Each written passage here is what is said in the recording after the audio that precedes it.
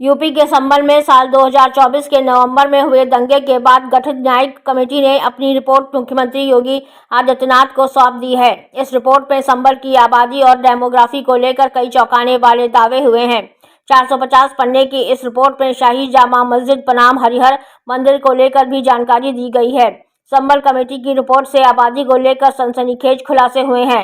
Report में कहा गया है कि आज़ादी के वक्त सन 1947 में 45% हिंदू थे, अब सिर्फ 15% से 20% बचे हैं।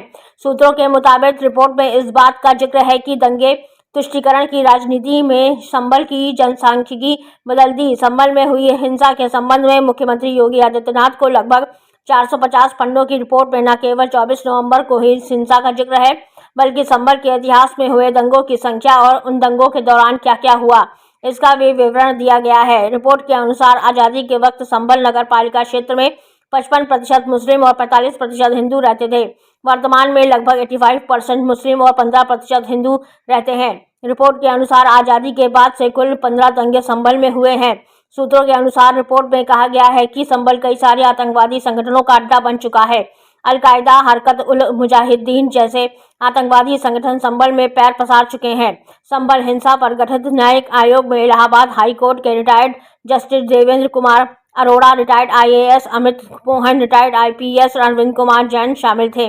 बता दें 24 नवंबर 2024 को संभल में हिंसा हुई थी। हिंसा के बाद ही इस न्यायिक कमेटी का गठन हुआ था।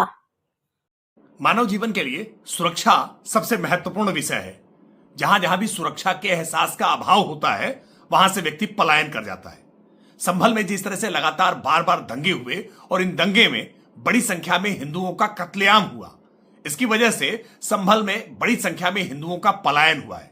और संभल के हिंसा को लेकर के जो रिपोर्ट आई है, उस रिपोर्ट भी इसी तरह से इंगित कर रही है कि बड़ी संख्या में दंगों में हिंसा के नाते हिंदुओं को पलायन के लिए मजबूर होना पड़ा। हमने देश का इतिहास देखा है और दुनिया भर में जहां जहां भी इस प्रकार से दंगे में किसी मजहब या जाति के आधार पर किसी को प्रताड़ित किया गया है, वहां से उनकी संख्या का कम हो जाना बहुत स्वाभाविक सा है।